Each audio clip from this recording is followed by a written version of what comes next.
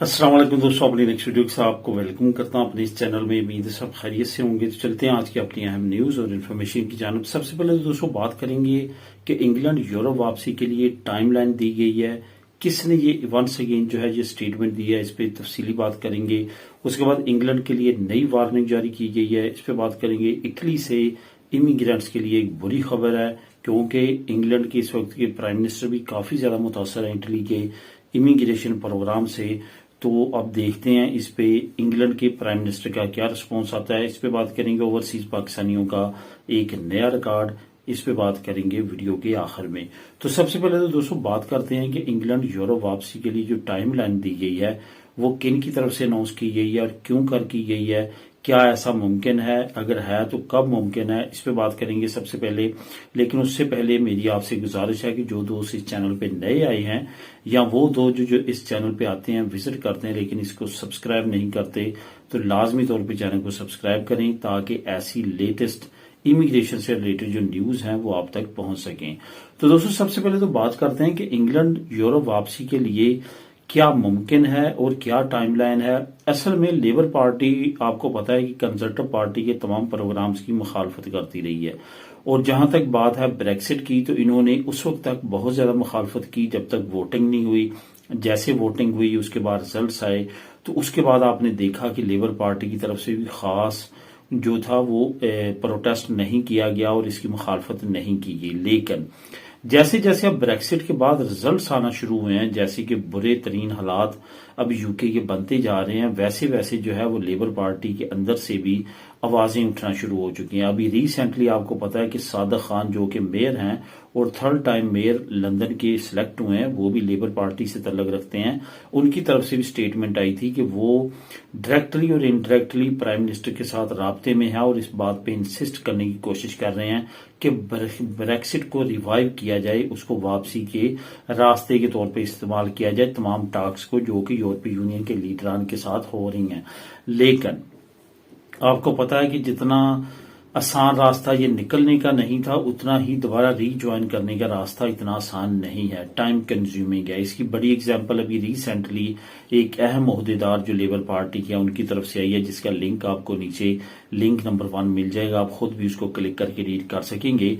उनकी तरफ से ये स्टेटमेंट आई है कि 10 साल तक जो है वो लेबर पार्टी कोशिश करेगी कि दोबारा से यूरोपीय यूनियन के साथ इल्हाक कर लिया जाए, दोबारा से रीज्वाइनिंग कर ली जाए। उन्होंने कहा कि जैसा कि आपको मालूम है कि यूके के प्राइम मिनिस्टर जो हैं वो ऑलरेडी स्टेटमेंट दे चुके हैं कि अगर हम दोबारा रीज्वाइन करना चाहेंगे भी तो हमें डेकेड टाइम लगेगा, मतलब ये कि 10 साल का टाइम लगेगा। आपको पता है कि जब ये अलहदा होना चाहते थे ब्रेक्सिट के लिए भी अप्रोक्सीमेटली इतना टाइम लगा था अलहदगी के लिए, अब उतना टाइम ही दोबारा से यूके को ज्वाइन करने के लिए लगेगा। इस स्टेटमेंट की मुकम्मल डिटेल आप नीचे लिंक नंबर 1 को क्लिक करके खुद भी रीड कर सकते हैं। अब दोस्तों बात करते हैं इंग्लैंड के लिए नई वार्निंग जारी की गई है। एक तरफ तो आपको पता है कि इमिग्रेंट्स जो हैं उसकी सिचुएशन काफी ज्यादा बुरी है यूके में, और बड़ी तादाद में इमिग्रेंट्स की आमद जारी है। 7,80,000 जो इमिग्रेंट्स हैं वो इतने कम अरसे में, जो कि तकरीबन 2 साल का अरसा बनता है, उसमें यूके में है, और टोटल इलीगल है, यानी कि 7,80,000 की कैलकुलेशन हुकूमती लेवल पे कही गई है कि ये इलीगल इमिग्रेंट्स हैं जो इस वक्त यूके में हैं। लेकिन दूसरी तरफ यूके को एक बड़े चैलेंज दरपेश है और वो है गिरती हुई बर्थ रेट।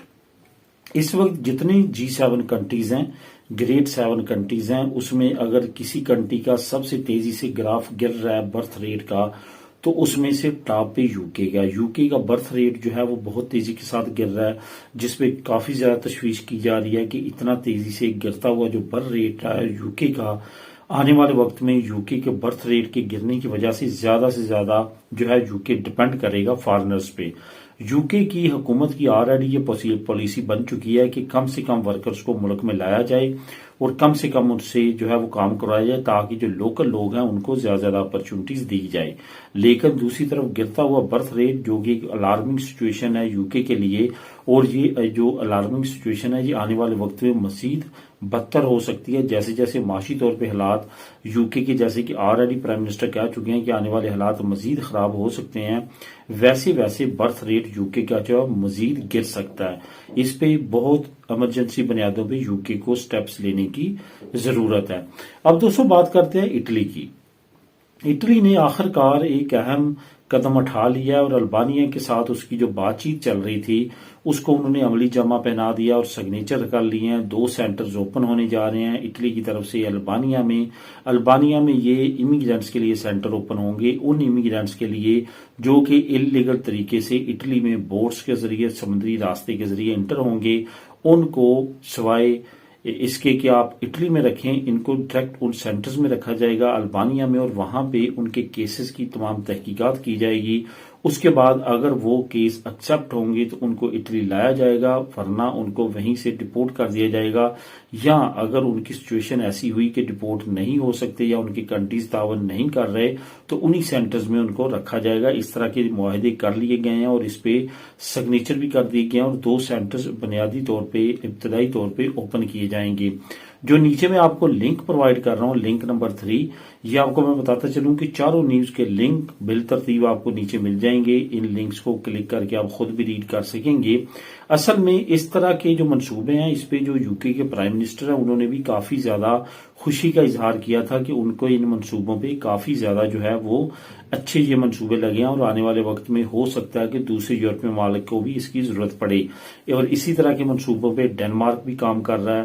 اور ابھی آپ کو پتا ہے کہ روینڈا کا منصوبہ لیبر پارٹی نے ریجیکٹ کیا تھا. ہو سکتا ہے کہ آنے والے وقت میں جو ہے لیبر پارٹی یو کے یہ حکومت ادھر کسی یورپی ملک کے ساتھ اسی طرح کے سینٹرز کے لیے معاہدے کرے. ہو سکتا ہے کہ آنے والے وقت میں مزید یورپی ممالک بھی اس میں انٹرسٹ لیں. تو دوستوں آخر میں ایک اہم نیوز شیئر کرتا ہوں آپ کے ساتھ، اور وہ ہے اوورسیز پاکستانیوں کی. اوورسیز پاکستانیوں نے ایک نیا ریکارڈ بنایا ہے، یعنی کہ سب سے زیادہ زر مبادلہ جو ہے وہ انہوں نے سینڈ کیا ہے پاکستان. 8.8 ملین جو ریکارڈ کیا گیا ہے ڈالرز انہوں نے پاکستان میں ریکارڈ زر مبادلہ بھیجا ہے.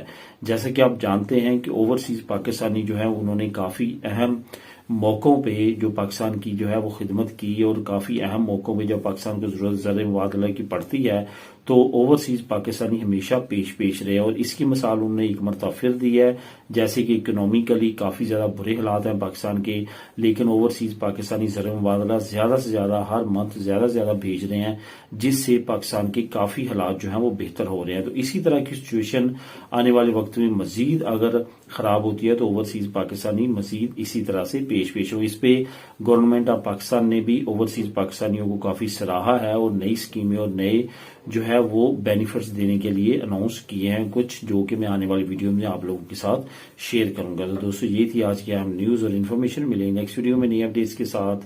اللہ حافظ.